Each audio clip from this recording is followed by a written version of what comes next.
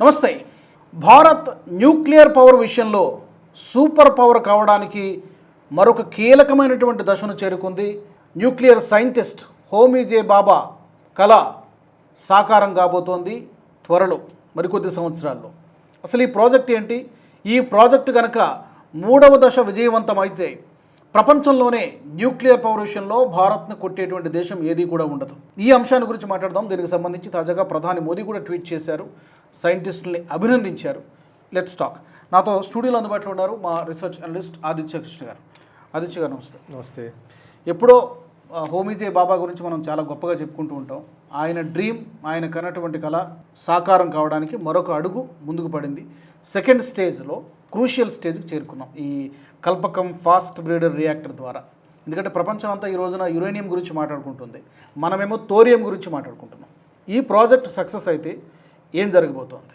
Right. So it's an important discussion అండి. ఇది actually చాలా ఎక్కువ మీడియా కవరేజ్ రాకపోయినా కూడా ఇది చాలా క్రిటికల్ డిస్కషన్ ఇది.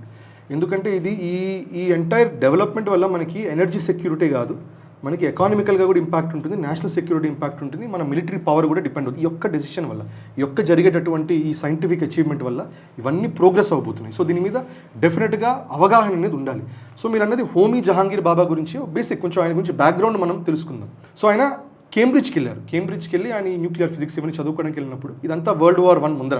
అప్పుడు ఆల్రెడీ మనకు తెలిసిన పేరు నీల్స్ బోర్, ఇవన్నీ ఎవరైనా ఓపెన్ హైమర్ సినిమా చూస్తే వాళ్ళందరూ నేర్చుకునేవాళ్ళు. నీల్స్ బోర్ నుంచి నేర్చుకునేవాళ్ళు, ఎన్రికో ఫర్మి నుంచి నేర్చుకునేవాళ్ళు. అట్లాంటి పెద్ద పెద్ద సైంటిస్ట్ నుంచితో పాటు ఇంటరాక్ట్ అయ్యారు. ఆయన ఇంటరాక్ట్ అయినప్పుడు ఆయన గమనించారు ఈ డిస్కషన్స్ ఫ్రీక్వెంట్గా ఇవి న్యూక్లియర్ పవర్ అనేది వస్తున్నది, దీంట్లో ఏదో ఉంది అని ఆయనకి అప్పటికి అర్థమైంది. This is something that we should look in to అనే ఒక రియలైజేషన్ వచ్చింది. వరల్డ్ వార్ 2 టైంకి ఆయన భారత్లో ఉన్నారు. ఉన్నప్పుడు ఏమైందంటే అప్పుడు ట్రావెల్కి కుదరలా, వార్ వల్ల ట్రావెల్ మూవ్మెంట్ రెస్ట్రిక్షన్స్ వచ్చేస్తాయి. అది వచ్చినప్పుడు ఇక్కడ సర్ సివి రామన్ ఆయన ఇండియన్ ఇన్స్టిట్యూట్ ఆఫ్ సైన్స్కి రాను, ఇక్కడ ఇన్వాల్వ్ అవ్వని చెప్పి తీసుకెళ్లారు. అప్పుడు ఆయన వరల్డ్ వార్ 2 అబ్జర్వ్ చేస్తుంటే ఒక రియలైజేషన్ ఏమొచ్చింది, ఈ న్యూక్లియర్ పవర్ అనేది అది కేవలం ఎనర్జీ పవర్, ఎలక్ట్రిసిటీ కాదు, ఇది ఇట్స్ అ స్ట్రాటజిక్ వాల్యూ. దీనివల్ల స్ట్రాటజిక్ పవర్ చాలా పెరుగుతున్న ఒక రియలైజేషన్ వచ్చింది. సో అప్పుడే ఆయన డిసైడ్ అయ్యారు దట్ భారత్లో కూడా మనం న్యూక్లియర్ కేపబిలిటీస్ వైపు 100% వెళ్ళాల్సిందే అని. ఇన్ఫాక్ట్ ఆయన టాటా ఫ్యామిలీస్కి రిలేటెడ్ ఆయన. సో ఈ కాన్ఫిడెన్స్తో నెహ్రూ గారి దగ్గరికి వెళ్ళి ఆయన ఒప్పించారు దట్ మనం ఆటమిక్ ఎనర్జీ వైపు డెఫినెట్గా వెళ్ళాలి, చేయాలి అని చెప్పి Tata institute of fundamental research అని కూడా స్టార్ట్ చేశారు. ఇన్ఫాక్ట్ అప్పుడు ఒక ఇంట్రెస్టింగ్ పని కూడా చేశారు ఆయన. ఆయన ఏమన్నారంటే, ఇప్పుడు ఇవాళ అడిగాను అనుకోండి, మన మినిస్టర్ ఆఫ్ ఆటమిక్ ఎనర్జీ ఎవరు అంటే మీకు సమాధానం ఉండదు. ఎందుకంటే అప్పట్లో హోమీ జహాంగీర్ బాబా అని ఓపెన్గా చెప్పింది, ఇది ఎటువంటి బ్యూరోక్రసీ నాకు వద్దు, నాకు ఎవరు ఐఏఎస్ ఆఫీసర్లు ఇక్కడ వద్దు, ఇక్కడ ఎవరు క్యాబినెట్ మినిస్టర్లు వద్దు, డిపార్ట్మెంట్ ఆఫ్ ఆటమిక్ ఎనర్జీ ఇండిపెండెంట్గా ఉంటుంది, డైరెక్ట్గా పిఎంఓకి రిపోర్ట్ చేస్తుంది. సో 40s నుంచి ఇప్పటిదాకా డిపార్ట్మెంట్ ఆఫ్ ఆటమిక్ ఎనర్జీ ఎప్పుడు ప్రధానమంత్రికి మాత్రమే రిపోర్ట్ చేస్తుంది, ఎవరికి రిపోర్ట్ చేయదు, ఎవరికి జవాబుదారీ కాదు, అవసరమే లేదు. సో వాళ్ళు అసలు బ్యూరోక్రసీ కూడా దాంట్లో ఇన్వాల్వ్ అవ్వడానికి ఛాన్సే లేదు. అంత ఇండిపెండెన్స్ మనం ఆ టైం నుంచి ఇప్పటిదాకా ఇస్తూనే ఉన్నాం. సో ఇది ఒక ఇంపార్టెంట్ ఆస్పెక్ట్. సో ఇప్పుడు హోమీ జహాంగీర్ బాబా ఏం గమనించారంటే, ఇప్పుడు వెస్ట్ అంతా యురేనియం వైపు వెళ్ళిపోయారు, యురేనియం మీద చాలా మటుకు ఫోకస్ చేశారు. దానికి ఒక రీజన్ ఎందుకంటే మేజర్ డిపాజిట్స్ ఉన్నాయి యురేనియంది, యూరోప్లో ఉంటుంది, యూఎస్లో ఉంది, ఆస్ట్రేలియాలో ఉంది. భారత్కు వచ్చేసరికి ఆయన గమనించినప్పుడు మనకి అంత యురేనియం డిపాజిట్స్ అనేది లేదు. కొంచెం మనకి జార్ఖండ్లో ఉంది, కొంచెం మనకి ఆంధ్ర సైడ్లో ఉంది, కానీ ఇట్ ఇస్ నాట్ సఫిషియంట్. ఇవాల్టి కూడా మనం యురేనియం ఎక్కువ ఇంపోర్ట్ చేసుకుంటాం. మనం కజాకిస్తాన్ నుంచి ఇంపోర్ట్ చేస్తాం, కెనడా నుంచి తీసుకుంటాం, ఆస్ట్రేలియా నుంచి తీసుకుంటాం. లోకల్గా మనకంతే లేదు. రెండోది ఏంటి, మనం ఎక్కువ ఇంపోర్ట్స్ మీద డిపెండెంట్గా ఉన్నాం కాబట్టి, అండ్ మనకి చాలా ఈ ఇంటర్నేషనల్ సేఫ్ గార్డ్స్ ఉంటాయి, ఇంటర్నేషనల్ వాచ్ డాగ్స్ ఉంటాయి కాబట్టి మనకి ఇప్పుడు 22 న్యూక్లియర్ ప్లాంట్స్ ఉన్నాయి. సో చాలా మనం ప్రెషర్ పడింది మన మీద, ఇవన్నీ మా సర్వేలెన్స్లో ఉండాలి, మేము చూడాలి అంటే మనం IAEA అంటే ఇంటర్నేషనల్ అటామిక్ ఎనర్జీ ఏజెన్సీ వీళ్ళన్నిటికి కూడా 14 ప్లాంట్స్ వరకు ఒప్పుకున్నాం, మీ సేఫ్ గార్డ్స్లో వర్క్ చేస్తాం. మిగతా 8 it is our decision that మేము అది ఇన్వాల్వ్ చేస్తాం, ఇది మా ఇష్యూ. సో 14 మాత్రమే వాళ్ళ గైడెన్స్లో ఉంది, మిగతా 8 మన కంట్రోల్ ఉంది. సో ఇప్పుడు ఈ ఫాస్ట్ బ్రీడర్ రియాక్టర్ కూడా IAEA సేఫ్ గార్డ్స్ కిందకి రాదు అది. సో వాళ్ళు వచ్చి ఇన్స్పెక్ట్ చేయడానికి లేదు. సో దీనివల్ల మనకి ఆటానమీ అనేది ఉంటుంది. సో హోమీ జహాంగీర్ బాబా ఏం గమనించారంటే, భారత్లో యురేనియం లేదు కానీ ఏముంది అంటే థోరియం డిపాజిట్స్ చాలా ఉన్నాయి. ఎంత థోరియం ఉందంటే ప్రపంచంలో అన్నిటికంటే ఎక్కువ డిపాజిట్స్ ప్రస్తుతానికి మన దగ్గరే అది డిస్కవర్ అయింది. ఆల్మోస్ట్ 25%, అంటే 1/4 ఆఫ్ గ్లోబల్ థోరియం సప్లై మన దగ్గర ఉంది. అది ఎక్కడుంది? మనకి కోస్టల్ ఏరియాస్, మనకి ఒడిషా, ఆంధ్ర, తమిళనాడు, కేరళ, ఇటువైపు మెజారిటీ ఉంది. కానీ దాని నుంచి పవర్ జనరేట్ చేసే కేపబిలిటీ మన దగ్గర లేదు, ఆ టెక్నికల్ ఎక్స్పర్టీస్ అనేది మనకి లేదు. సో అప్పట్లో బాబా ఏమన్నారు ఆయన, దట్ యురేనియం మీద కాదు మన ఫోకస్ అంతా థోరియం మీద పెట్టాలంటే ఇప్పుడు ప్రశ్న వచ్చింది. సో నెహ్రూ గారు కూడా అడిగారు, ఇప్పుడు థోరియం ఎట్లా చేస్తాం అంటే ఆయన ఏమన్నారంటే ప్రస్తుతానికి మనకి కేపబిలిటీ టెక్నాలజీ లేదు కానీ మనం చిన్నగా డెవలప్ చేయాలి. సో దానికి ఆయన ఒక ప్లాన్ చెప్పారు. ఆ ప్లాన్ ఏంటంటే 3 stage nuclear power reactor. So ఆ 3 స్టేజ్ న్యూక్లియర్ పవర్లో బేసికల్గా ఏం చేస్తున్నారంటే స్టెప్ 1 వాళ్ళు ఒక ప్రెషరైజ్డ్ హెవీ వాటర్ రియాక్టర్స్ ఉంటాయి. దాంట్లో యురేనియం 238 మనకి రా మెటీరియల్గా దొరికేది యురేనియం 238 దొరుకుతుంది. సో యురేనియం 238 నుంచే ఎవరైనా కూడా అది ఒక సెంట్రిఫ్యూజెస్ ఉంటాయి, దాంట్లో పెట్టి తిప్పి రియాక్టర్స్ U235 లాగుతారు. U235 నుంచి వాళ్ళు ఎనర్జీ అయినా వెపన్స్ అయినా దాని నుంచి వస్తుంది. సో యురేనియం 238లో 0.7% మాత్రమే U235 ఉంటుంది ఆ ఎనర్జీ తయారు చేసే సోర్స్. సో వాళ్ళు సెంట్రిఫ్యూజెస్లో పెట్టి తిప్పి వాళ్ళు ఏం చేస్తారంటే U235ది 0.7 నుంచి 3% తీసుకొస్తారు. 3% తీసుకొస్తే అప్పుడు అది పవర్ ప్లాంట్ పెట్టచ్చు. మనకి అట్లా కల్పకంలో ఉంది, అవన్నీ ఉంది. దాని నుంచే మనకు వచ్చే 1%, 1.5% ఆఫ్ ఎనర్జీ అట్లాగే వస్తుంది. ఇప్పుడు ఆ 0.7% నుంచి 3% ఎన్రిచ్మెంట్ చేసే ప్రాసెస్లో యురేనియం అది it will take you about 1.5-2 years అట్లా ఎంతో పడుతుంది. కానీ ఆ 3% నుంచి మీరు వెపన్స్ గ్రేడ్ 90% U235 చేయడానికి ఫ్యూ మంత్స్లో అయిపోతుంది. అది యూఎస్ కన్సర్న్. అందుకని ఇరాన్లో కూడా ఇప్పుడు బుషెహర్ ప్లాంట్లో వాళ్ళకి అట్లా 3-4% U235 ఎన్రిచ్ U235 ఉంది.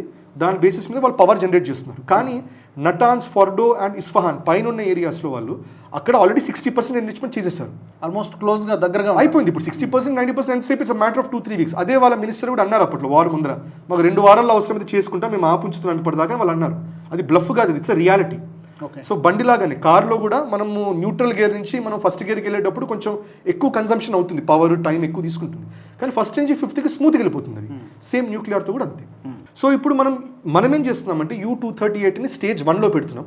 స్టేజ్ 1లో పెట్టి ఆ U238 నుంచి అది మనం ప్రాసెస్ చేసిన తర్వాత అది మనం దాని నుంచి జనరేట్ అయ్యేటటువంటి ప్లూటోనియం ఒకటి వస్తుంది. అది జనరల్గా వేస్ట్ లాగా భావిస్తారు. మనం ఏం చేస్తున్నాం, బాబా వాళ్ళ ఐడియా ఏంటంటే U238 స్టేజ్ 1 నుంచి ప్లూటోనియం బయటకు వస్తుంది. ఆ ప్లూటోనియంని స్టేజ్ 2లో ఎక్కువ వాడతాం. సో స్టేజ్ 2లో ఏం చేస్తాం, ఇక్కడ కొంచెం థోరియం, కొంచెం U238 పెట్టి మనం ఈ ప్లూటోనియంని రెండింటిని మనం ఫ్యూయల్ లాగా వాడతాం. అక్కడి నుంచి U233 వస్తుంది. ఆ U233 అనేది ఇట్ ఇస్ వెరీ పొటెంట్, అదొక వెరీ ఫిజైల్ మెటీరియల్. దాని నుంచి మన ఎనర్జీ తయారవుతుంది. సో మొన్నటిదాకా ఇది కూడా ఏంటి 22 years ప్రాసెస్ పట్టింది స్టేజ్ 2ది. స్టేజ్ 1 అప్పుడు బాబా టైంలో స్టార్ట్ చేసినా కూడా సరే ఆయన్ని మరి మిస్టీరియస్ డెత్ అంటారు. కానీ చాలా మంది సైంటిస్టుల్లో ఆయన కూడా ఒకరు. యాక్చువల్గా ఆయన మెయిన్, ఆయన ఎందుకు ఏమంటారు, కరెక్ట్, ఐరానికల్గా ఆయన ఈ ప్లేన్ క్రాష్లో జరిగే 11 రోజుల ముందరే లాల్ బహదూర్ శాస్త్రిజీది జరుగుతుంది టాష్కెంట్లో. అది ఇదంతా ఇప్పుడు జరిగింది, ఇదంతా 1966 అనుకుంటా. 1966 ఫిబ్రవరిలో జరిగినట్టుంది. లాల్ బహదూర్ శాస్త్రి చనిపోయిన 11 రోజుల్లో ఈయన చనిపోయారు. దానికి కొన్ని రోజుల ముందర జనవరి 1966లో యాక్చువల్గా ఏమైందంటే అక్టోబర్ 1965లో చైనా వాళ్ళ ఫస్ట్ న్యూక్లియర్ ఎక్స్ప్లోజన్ చేస్తారు. ఓకే, చేసిన మరుక్షణం లాల్ బహదూర్ శాస్త్రి గారు ఆయన వెళ్ళి బాబాని అడుగుతారు దట్ మనం న్యూక్లియర్ వెపన్స్ వైపు వెళ్ళగలమా లేదా అని అంటారు. సో యాక్చువల్గా ముందర నుంచే ఇన్ఫ్యాక్ట్ 40s నుంచే హోమీ జహాంగీర్ బాబా గారు ఏమంటున్నారంటే మనం న్యూక్లియర్ వెపన్స్ చేస్తాం లేదా అది వేరే విషయం, ఫస్ట్ మన కేపబిలిటీ ఉండాలి, స్కిల్ ఉండాలి, ఈ టెక్నాలజీ ఉండాలి. ఇవన్నీ ఉన్న తర్వాత మనం ఎనర్జీకి వాడతాం. న్యూక్లియర్ వెపన్స్ కావాలా అనేది లేదా అది పొలిటికల్ డెసిషన్, అనేది నేను పొలిటిక్స్లో ఇన్వాల్వ్ అవ్వను. కానీ నేను చెప్పేది స్కిల్, టెక్నాలజీ మన దగ్గర ఉండాలి.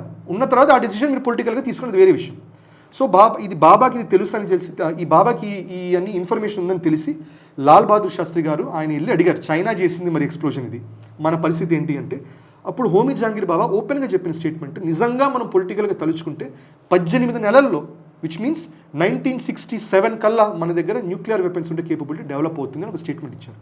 అది జరిగిన వితిన్ 1 to 2 months లోపల లాల్ బహదూర్ శాస్త్రిది అక్కడ అవుతుంది, ఇంది అవుతుంది. ఇది మిస్టీరియస్ అంటారు, ఏదని అంటారు, చాలా స్టోరీస్ ఉన్నాయి దీని మీద. ఉన్నాయి. మీరు ఆర్టీఐ వేయండి, ఆర్టీఐ వేస్తే రిఫ్యూజ్ అవుతుంది, అది రిజెక్ట్ చేస్తారు ఆర్టీఐ, దీని మీద రివీల్ చేయడానికి లేదంటారు, ఎస్పెషల్లీ లాల్ బహదూర్ శాస్త్రి గారి గురించి. So that's a mystery, it's another story. కానీ ఎసెన్షియల్లీ ఇది ఒక ట్రెండ్ గమనించాలి. ఇది అమెరికా హస్తం ఉంది అని చాలా మంది అంటారు. ప్రూఫ్స్ ఉండొచ్చు కూడా కాదు. ఇప్పుడు ఇరాన్లో చూసినా, ఇరాక్లో చూసినా అమెరికా ఏమంటుంది, న్యూక్లియర్ ఉంటే చంపేస్తామంటున్నారు, చేసి చూపిస్తున్నారు వాళ్ళు అక్కడ.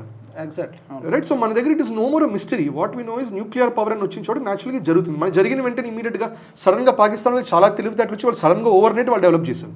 అది కూడా వాళ్ళు చేసుకునేది కాదు. అది చాలా మటుకు China technology, US technology. In fact Pakistan ఏం చేసినా యూఎస్ చెప్పింది చేస్తుంది. సో ఈ భారత్ని బ్యాలెన్స్ చేయడానికి పాకిస్తాన్ కూడా మోస్ట్ లైక్లీ దే సపరేట్. సరే, దట్స్ అనదర్ క్వశ్చన్. కానీ హోమీ జహాంగీర్ బాబా గారి థాట్ ప్రాసెస్ చూడండి. ఫస్ట్ థోరియం మనకి రిజర్వ్స్ ఎక్కువ ఉన్నాయి. సో మన ప్లాంట్స్ అన్ని ఎనర్జీ మొత్తం థోరియం బేసిస్ మీద ఉండాలి. కానీ థోరియం నుంచి డైరెక్ట్గా అవ్వదు. So 3 stages. స్టేజ్ 1 యురేనియం 238 అందరిలాగానే చేస్తాం, ప్లూటోనియం బయటకు వస్తుంది. ప్లూటోనియం తీసుకొని స్టేజ్ 2లో మనం యురేనియం 233 తయారు చేస్తాం. ఆ యురేనియం 233ని మనం స్టేజ్ 3కి తీసుకెళ్ళాలి. అక్కడ మొత్తం థోరియం ఉంటుంది, ఇంకా అక్కడ ప్లూటోనియం ఉండదు, U-238 ఉండదు, మేజర్గా థోరియమే ఉంటుంది. ఆ థోరియంని U-233ని బ్లాస్ట్ చేస్తుండి ఇంకా ఎక్కువ U-233 బయటకు వస్తుంది, దాని నుంచి ఎనర్జీ తయారవుతుంది. ఇది ఎందుకు చాలా ఇంపార్టెంట్ అంటే ఇవాళ యాజ్ వి స్పీక్ మనకి ఒక రోజులో మనకి కన్జ్యూమ్ అయ్యేటటువంటి కోల్, మనకి ఎనర్జీ సప్లైకి కన్జ్యూమ్ అయ్యేటటువంటి కోల్, ఇన్ఫ్యాక్ట్ మన ఎనర్జీ మొత్తం 47 to 48% మనం కోల్ మీద నడుపుతున్నాం.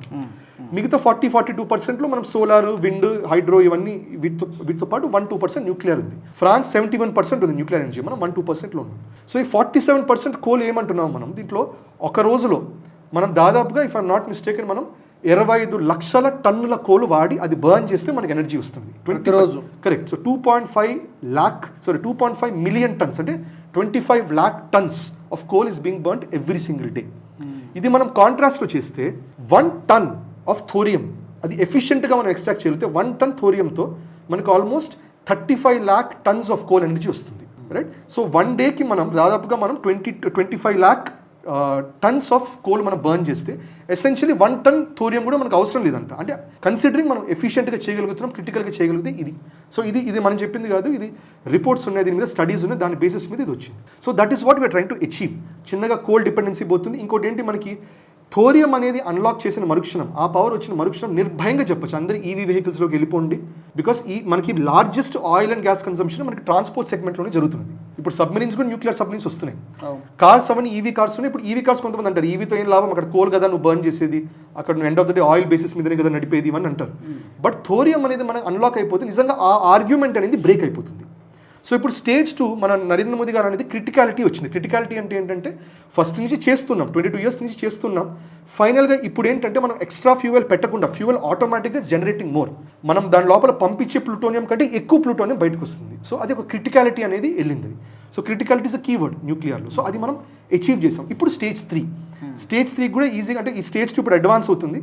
నెక్స్ట్ స్టేజ్ 3 అక్కడ మనం అడ్వాన్స్డ్ హెవీ వాటర్ రియాక్టర్స్ వాడతాం. అంటే ఇప్పుడు స్టేజ్ 2కి రావడానికి మనకు దాదాపుగా 20 years, స్టేజ్ 2 క్రిటికాలిటీకి రావడానికి అంటే పీక్లోకి వెళ్ళడానికి దాదాపు 20-22 సంవత్సరాలు పట్టింది. కరెక్ట్. ఇప్పుడు స్టేజ్ 3కి మనం చేరుకోవడానికి మరొక 20 సంవత్సరాలు పడుతుంది. ఐరానికల్గా అది మన ఆత్మనిర్భర్ భారత్, వికసిత్ భారత్ 2047 అనే టైంకి ఆల్మోస్ట్ కోయిన్సైడ్ అవుతుంది, రైట్.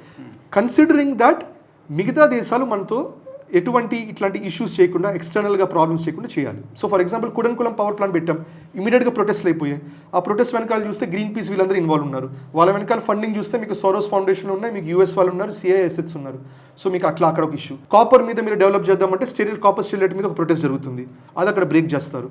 సో ఇట్లా సరే కొన్ని జెన్యున్ కాజెస్ ఉంటాయి, కొంతమంది జెన్యున్గానే కన్సర్న్డ్గా ఉంటారు, కానీ చాలా మటుకు దీనికి ఫ్యూయల్ పెడతారు, ఫ్యూయల్ పెట్టి దీన్ని డిస్ట్రాయ్ చేయడానికి ట్రై చేస్తారు. ఇప్పుడు narrative wise US UK try చేసింది ఫాస్ట్ బ్రీడర్ రియాక్టర్స్. మన హోమీ జహాంగీర్ బాబా గారి ప్లాన్ ద్వారా ఫాస్ట్ బ్రీడర్ రియాక్టర్స్ ఇవి చేయడానికి UK, US, జపాన్ ట్రై చేసి 3 ఫెయిల్ అయిపోయి 3 వదిలేసి. కానీ ఇప్పుడు ఇక్కడ డౌట్ ఏంటంటే వాళ్ళ దగ్గర అన్ని అగ్రదేశాలే, అన్ని పవర్స్ ఉన్నాయి, వాళ్ళు ఎందుకు ఫెయిల్ అయ్యారు, వాళ్ళు చేయలేనిది మనం ఎలా చేయగలుగుతాం? సో ఇక్కడ 3 వేరు కండిషన్స్. ఇన్ఫాక్ట్ ఇప్పుడు ఏంటంటే స్టేజ్ 2 మన రియాక్టర్లో కూడా జనరల్గా వాటర్ని కూలెంట్గా వాడతాం. ఇన్ఫాక్ట్ షెర్నోబిల్ అని ఇట్లా కొన్ని సిరీస్ ఉన్నాయి ఆన్లైన్, అవి చూస్తే అక్కడ వాటర్ ఉంటుంది, వాటర్ కూలెంట్గా వాడతారు. మనం ఏం చేస్తున్నామంటే మనం ఇక్కడ స్టేజ్ 2లో సోడియం వాడతాం. Sodium is extremely reactive and it's very dangerous. గాలితో రియాక్ట్ అయితే ఒక ఎక్స్ప్లోజన్ అవుతుంది, నీళ్ళతో రియాక్ట్ అయితే ఇంకో రకమైన ఎక్స్ప్లోజన్ అవుతుంది. సో ఇప్పుడు జపాన్, US, UK, జపాన్తో ప్రాబ్లం ఏమైంది, వాళ్ళకి న్యూక్లియర్ లీక్ అవ్వాల, వాళ్ళకున్న ఈ ప్లాంట్లో వాళ్ళకి ఒకసారి ఏమైందంటే సోడియం దాంట్లో లీక్ అయ్యి అక్కడ ఒక ఇష్యూ అయింది. సో దానివల్ల కొంచెం పాజ్ చేశారు, తర్వాత ఇన్వెస్టిగేషన్ చేశాక మెజారిటీ ఎక్విప్మెంట్కి ప్రొటెక్షన్ లేదని తెలిసింది. సో దానివల్ల ఇంకా మూసేయండి, మన కేపబిలిటీ లేదని మూసేస్తారు. ఏమి అక్కడ న్యూక్లియర్ ఫుకుషిమా లాగా న్యూక్లియర్ లీకేజ్ ఏం జరగలేదు జపాన్లో. US, UKకి ఏమైందంటే కాస్ట్ చాలా హై అయిపోయింది, దాని బదులు నార్మల్ యురేనియం చేస్తే సరిపోతుంది కదా, ఇంత కాస్ట్ మనకు అవసరమా, దేర్ ఇస్ నో పాయింట్ అని చెప్పి వాళ్ళు షెల్ఫ్ చేశారు. ఇది మనం గుర్తుపెట్టుకోవాలి, ఎందుకంటే స్టేజ్ 2 దాటింది కాబట్టి న్యాచురల్గా స్టేజ్ 3 జరగడానికి లేకుండా విశ్వ ప్రయత్నాలు జరుగుతాయి. ఇప్పుడు అన్ని రకాలుగా మమ్మల్ని ఆపేసే ప్రయత్నాలు జరుగుతాయి. లోకల్గా NGOs వస్తాయి. NGOs ఏముంటుంది, చూడండి ఫుకుషిమాకి ఏం జరిగింది, అసలు US, UK వద్దనుకుంటే మనం ఎందుకు చేస్తున్నాం. ఇప్పుడు ప్రపంచంలో ఈ ఫాస్ట్ బ్రీడర్ రియాక్టర్ అనేది ఒక రష్యాకు ఉంది, సెకండ్ మనకుంది. మన ఇద్దరు తప్పితే చైనాకు కూడా లేదు, ఇది ఎవరికి లేదు, మనకు మాత్రమే. ఇంకోటి మనం చేసిందంతా కూడా 100% ఇండిజినస్ టెక్నాలజీతో. మనం ఎవరిని టెక్నాలజీకి అడగల, 200 కంపెనీస్ డిపెండెన్సీ లేదు అసలు. ఎవరి మీద డిపెండెన్సీ లేదు, ప్యూర్లీ ఇట్స్ ఆర్ డిపెండెన్సీ. ఇప్పుడు మనం జెట్ ఇంజన్ చూడండి, జెట్ ఇంజన్ కంటిన్యూస్గా మనం రఫేల్ అవనండి, లేకపోతే బోయింగ్ అవనండి, రోల్స్ రాయ్స్ అవనండి, ఇట్లాంటి ఇంజన్స్ అన్ని మనం వాళ్ళ మీద డిపెండ్ అవుతాం, యూకే మీద, ఫ్రాన్స్ మీద, యూరోప్ మీద, యూఎస్ మీద. దానివల్ల దే పుల్ ద షార్ట్స్. మా దగ్గర లేవు పార్ట్స్ ఇవ్వమంటారు, లేకపోతే మేము టెక్నాలజీ ఇవ్వమంటారు, ప్రతిసారి మా దగ్గర కొనుక్కుంటే రిపేర్ కూడా మేమే చేస్తామంటారు. దానివల్ల మన తేజస్ అయినా మనం సొంతగా ఇండిజినస్ అసలు ఒక జెట్ తయారు చేయాలంటే మనం ఇబ్బంది పడుతున్నాం అక్కడ, రైట్? సో అట్లాంటి ఇష్యూస్ అవుతాయి మన ఇండిజినస్ టెక్నాలజీ కాకపోతే. సో అందుకని న్యూక్లియర్ అనేది it is a very strategical important thing. So ఇందాక అనుకున్నట్టు డిపార్ట్మెంట్ ఆఫ్ అటామిక్ ఎనర్జీ కూడా అందుకనే directly reports to the PM. A cabinet వద్దు, ఏ బ్యూరోక్రాట్స్ వద్దు, ఏ ఇండస్ట్రీస్ వచ్చి ఇన్ఫ్లుయెన్స్ చేసేది లేదు. ప్యూర్లీ ఒక సైంటిఫిక్ వెంచర్, రైట్? సో ఈ యాంగిల్లో మనం చిన్నగా స్టెప్ బై స్టెప్ మనం వెళ్తున్నాం. సో నెక్స్ట్ 20 yearsలో we can see that nuclear power వస్తే 47% coal consumption can be replaced with nuclear. ఎందుకంటే మనకున్న థోరియం రిజర్వ్స్, అప్పట్లో బాబా గారు చెప్పిందే, మనకున్న థోరియం రిజర్వ్స్ మనకి 400 సంవత్సరాలు సింగిల్ సోర్స్గా అది మనకి ఎలక్ట్రిసిటీ ఇవ్వగలదు. ఇప్పుడు ఈ మధ్య వచ్చే రిపోర్ట్స్ ఏంటంటే 500 to 700 years కూడా, ఒక 700 సంవత్సరాల దాకా మనం మన థోరియం డిపాజిట్స్ని వాడుకొని సింగులర్గా కంట్రీని మనం నడపగలం. సో ఆయిల్ డిపెండెన్సీ తగ్గుతుంది, గ్యాస్ డిపెండెన్సీ తగ్గుతుంది, మనకి వేరే వాళ్ళ టెక్నాలజీ అక్కర్లే. ఇప్పుడు యురేనియం కజాకిస్తాన్, కెనడా నుంచి అక్కర్లా. ఆత్మనిర్భర్ భారత్ అనేది ఉత్తినే పొలిటికల్ స్టేట్మెంట్ కాకుండా ఉండాలంటే this is a very very important project. ఆ కళ సాకారం అవుతుంది అంటే 3 విషయాలు మనం చెప్పుకోవచ్చు. ఒకటి ఎనర్జీ సెక్యూరిటీ. కరెక్ట్. ఇప్పుడు మనం చూస్తున్నాం ప్రపంచం మొత్తం సఫర్ అవుతుంది, Correct. మనం కూడా సఫర్ అవుతున్నాం కొంతమేర, బట్ బ్యాలెన్స్డ్గా మెయింటైన్ చేస్తున్నాం. Correct. 2 national security. ఎందుకంటే పవర్ ఒకటే కాకుండా బియాండ్ దట్ లైన్ మనం వెపన్స్ కూడా, న్యూక్లియర్ వెపన్స్ కూడా తయారు చేయొచ్చు. ఇన్ఫాక్ట్ మనకి ఈ థోరియం డిపాజిట్ సక్సెస్ఫుల్గా మనం వాడగలిగితే సంవత్సరానికి మనం 25 నుంచి 30 న్యూక్లియర్ వార్ హెడ్స్ తయారు చేసుకోవచ్చు. ఇది కూడా ఒక కన్సర్న్ ఉంటుంది. రిస్ట్రిక్షన్స్ ఉంటాయి కదా మామూలుగా, ఇంటర్నేషనల్గా ఏమైనా రిస్ట్రిక్షన్స్ ఉంటాయి, అవి మనం మేనేజ్ చేసుకోవాలి. రిస్ట్రిక్షన్స్ యాజ్ ఎ మెన్షన్, వాళ్ళు IAEA వాళ్ళ పెస్టింగ్ రిస్ట్రిక్షన్స్ మనమేమన్నాం, 22 ప్లాన్స్లో 14 మీరు చూడండి, 8 అయితే చూడనివ్వమని చెప్పాము. ఓకే, 8 అయితే అది మాకుండే, అది మా ఇంటీరియర్ విషయం, అది మా డొమెస్టిక్ విషయం, అది we will use it for peaceful purposes, మీరు ఇన్వాల్వ్ అవ్వకండి అన్నాం. సో అగైన్ హోమీ బాబా గారు అన్నట్టే దట్ ఫస్ట్ కేపబిలిటీ మనకు తయారైపోవాలి. కేపబిలిటీ తయారైన తర్వాత ఇట్స్ అ పొలిటికల్ డెసిషన్, చేయాలా వద్దా అనేది ఇట్స్ నెక్స్ట్ డెసిషన్. కానీ ఈ కేపబిలిటీ వల్ల మనకి సంవత్సరానికి 30 న్యూక్లియర్ వార్ హెడ్స్ తయారు చేసే కేపబిలిటీ వస్తుంది. అంటే ఒక 10 సంవత్సరాలు సూపర్ పవర్ అవడానికి. సూపర్ పవర్ అంటే military super power, military wise మనం ఒక సూపర్ పవర్ అవ్వచ్చు. ఇంకోటి ఎకానమిక్, మీరు అన్నట్టు నేషనల్ సెక్యూరిటీకి ఇంపార్టెంట్, ఎనర్జీ సెక్యూరిటీకి ఇంపార్టెంట్. ఎకానమికల్గా ఎన్నో లక్షల కోట్లు మనం ఆయిల్ కోసం స్పెండ్ చేస్తున్నాం. ఇన్ఫాక్ట్ మనకి ఆయిల్ సప్లై ఇవన్నీ కావాలి కాబట్టి మనం ఈ చాబహార్ పోర్ట్స్ ఇవన్నీ పెట్టడం కూడా, రష్యన్ ఆయిల్ మనకి రావాలి, ఓకే, ఇంటర్నేషనల్ ఇట్లా ఒక నార్త్ సౌత్ కారిడోర్ ద్వారా మనకి రావాలి కాబట్టి మనం చాబహార్ పోర్ట్కి అక్కడ కూడా we have spend lot of, I think about at least 1000 crores plus మనం అక్కడ స్పెండ్ చేసాం అక్కడ. సో లాట్స్ ఆఫ్ మనీ మనకి మన దేశంలో ఇన్వెస్ట్ చేసేదంతా ఎనర్జీ కోసం చాలా బయటకు వెళ్తుంది. ఇంకోటి ఎనర్జీ కాకుండా షిప్పింగ్ కాస్ట్ అవుతుంటాయి, ఇవన్నిటికి అవుతుంది, అవన్నీ కూడా మనకు సేవ్ అవుతాయి. అప్పుడు ఆ డబ్బులని మనం లోకల్ ప్రాజెక్ట్స్లోను, local development, local scientific vigour కోసం మనం వాడుకోవచ్చు.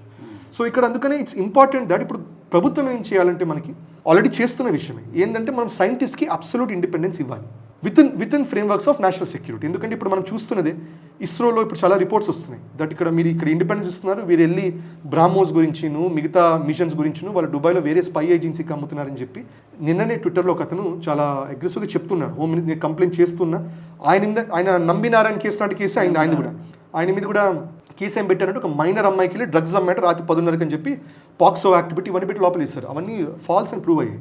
ప్రస్తుతానికి సస్పెన్షన్లో ఉన్నాడు, ఆయనకు జీతం రావట్లా. మీరు చూడొచ్చు అది ట్విట్టర్లో ఒక ఇష్యూ అవుతుంది అది.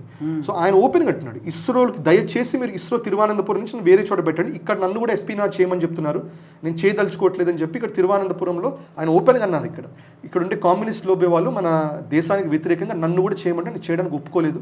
మీరు చూడండి ఎఫ్ఐఆర్లో కూడా రాశారు దిస్ నార్త్ ఇండియన్ అని రాశారు, అంటే నేను నార్త్ ఇండియన్ అవుతా తప్ప, నేను దేశానికి సేవ చేయడం తప్ప, ఇది అట్లా రాస్తుందని మీరు చూడండి అని చెప్పి అది జరుగుతుంది. మేబీ దానివల్లనే మన అజిత్ దోవల్ గారు కూడా ఆయన అక్కడికి వెళ్ళారు, అవును, తిరువనంతపురంకి వెళ్ళి వచ్చారు, ఓపెన్గా రాలా. ఇప్పుడు విషయం ఓపెన్గా వస్తుంది, ట్విట్టర్లో ఆయన ఓపెన్గా పెట్టారు. మనం ఒక 2 ప్రయోగాలు ఫెయిల్ అయ్యాయి, మల్టిపుల్ ప్రయోగాలు మనం ఫెయిల్ అవుతున్నాయి. నావిక్ సిస్టమ్ ఫెయిల్ అయిపోయింది. నావిక్ ఇస్ వెరీ ఇంపార్టెంట్, వెనక ఏదో కుట్ర దాగి ఉందనేటువంటి అనుమానాలు కూడా జరిగాయి. సో ఎప్పుడైనా కూడా మన స్పేస్ మిషన్, మన న్యూక్లియర్ మిషన్, ఈ 2 కంటిన్యూస్ ఫారిన్ ఏజెన్సీస్ ఇంటర్ఫియర్ అవుతూనే ఉంటాయి. సీక్రెట్స్ అని లాగుతూ ఉంటారు, కావాలని డిజేబుల్ చేస్తుంటారు, ఇవన్నీ జరుగుతూనే ఉంటాయి.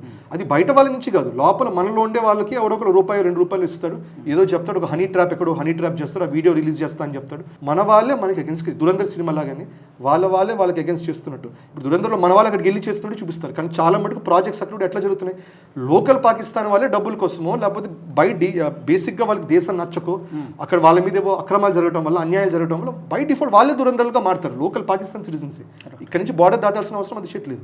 సో ఇటువంటిది మనకు కూడా ఉంటుంది. సో ప్రభుత్వం కూడా న్యాచురల్గా చేసే పని సైంటిస్ట్కి వాళ్ళు ఇండిపెండెన్స్ ఇస్తారు, కానీ దానికి రకరకాల లేయర్స్ ఆఫ్ సెక్యూరిటీ ఇవ్వాలి. ఇంటెలిజెన్స్ బ్యూరో కూడా కాపాడాలి, లోకల్ పోలీస్ దానికి ఇష్యూస్ లేకుండా చూడాలి, రా లెవెల్లో కూడా జరగాలి. దానిపైన వేరే మన తెలియని ఏజెన్సీస్ కూడా ఉంటాయి, న్యూక్లియర్ సీక్రెట్స్ అని ప్రొటెక్ట్ చేయడానికి ఉంటాయి.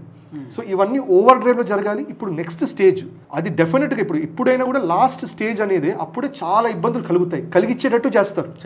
సో అవన్నిటికీ మనం ప్రొటెక్టెడ్గా ఉండాలి. ఎస్పెషల్లీ మన యూఎస్లో అతను కూడా ఆయన ఓఆర్ఎఫ్ రైసినా డైలాగ్ అన్నమాట, దట్ చైనా బ్యాలెన్స్ చేయడానికి భారత్ మేము సపోర్ట్ చేస్తాం, కానీ చైనా లాగా ఎదిగే అవకాశం ఇవ్వము. We will not let India become a competitor for US అని ఓపెన్గా అన్నారు. సో ఇవన్నీ కూడా గుర్తుపెట్టుకోవాలి, అది వాళ్ళ సైకీలో ఉంది. ఈ విషయంలో గత అనుభవాలను దృష్టిలో పెట్టుకుంటే ఆదిత్య గారు, మన సైంటిస్టులు మనం ప్రొటెక్ట్ చేసుకోవాలి. ఎందుకంటే కొన్ని 10-20 కేసులు చెప్పొచ్చు మిస్టీరియస్ సర్కమ్స్టాన్సెస్లో. నంబినారాయణ గారు విషయంలో ఫ్రేమ్ చేసి ఆయన ఇరికించారు, లక్కీగా ఆయన బతుకున్నారు. రాకెటరీ విషయంలో రాకెటరీ మూవీలు కూడా చూపించినట్టున్నారు, ఫ్రేమ్ చేశారు, తర్వాత ఏమీ లేదని తేలిపోయింది. ఒక డిఆర్డిఓ సైంటిస్ట్ గత సంవత్సరం చనిపోయాడు, పేరు నాకు గుర్తు రావట్లేదు ఎగ్జాక్ట్గా. డిఆర్డిఓ అవనివ్వండి, విక్రమ్ సారాభాయ్ స్పేస్ రీసెర్చ్ అవనివ్వండి, మనకి మన బార్క్ అవనివ్వండి, ఈ సైంటిస్ట్ అందరూ ఇది చనిపోవడం వల్ల కామన్. క్రూషియల్ ప్రాజెక్ట్స్లో ఉన్న సైంటిస్టులు మిస్టీరియస్గా చెప్పిపోతున్నారు, ఎవరికి అర్థం కావట్లేదు. ఈ విషయంలో డెఫినెట్గా ఇండియన్ గవర్నమెంట్ వాళ్ళ ప్రొటెక్షన్ కోసం ఏదైనా ప్రత్యేకంగా చర్యలు తీసుకోవాలి. కరెక్ట్. సో ఒకటి ప్రొటెక్ట్ చేయడం, ఇంకోటి ఇప్పుడు మీరు అన్నట్టు నంబినారాయణ కేసులో ఆయనకి జరగడం వల్ల మనకి ఈ క్రయో ఇంజన్ అనేది, క్రయో టెక్నాలజీ అనే దాంట్లో వెనకబడిపోయాం మనం. అప్పట్లో జరిగేది, ఇప్పుడు హోమీ జహాంగీర్ బాబా ఉన్నప్పుడు కూడా ఆయన అప్పట్లో అనుకున్నాం 1966లో ఆయన 18 సంవత్సరాలు అవసరమైతే మనం తయారు చేయగలం న్యూక్లియర్ వెపన్ అన్నారు. ఇంకోటి ఆయన ఏమన్నారంటే, ఇంకోటి బై 1980 మనం న్యూక్లియర్ పవర్ అనేది మనం అట్లీస్ట్ ఐ థింక్ ఒక సమ్ 200,000 గిగావాట్స్ 200 వాట్ ఎవర్ ఒక సిగ్నిఫికెంట్ అమౌంట్ ఆఫ్ ఎనర్జీ మనం న్యూక్లియర్తో చేయొచ్చు అన్నమాట కూడా అన్నారు. కానీ ఆయన అట్లా చనిపోవడం వల్ల మనది ఆగిపోయింది, అక్కడ ఆగిపోయి చాలా సంవత్సరాలు పట్టింది. చాలా సంవత్సరాల తర్వాత ఇప్పుడు మళ్ళీ రీస్టార్ట్ చేయగలిగాం మనం. సో న్యూక్లియర్ పవర్ విషయంలో, అలాగే న్యూక్లియర్ వెపన్స్ విషయంలో కూడా భారత్ ఆ స్థాయికి చేరుకోవాలని మనం కోరుకుందాం.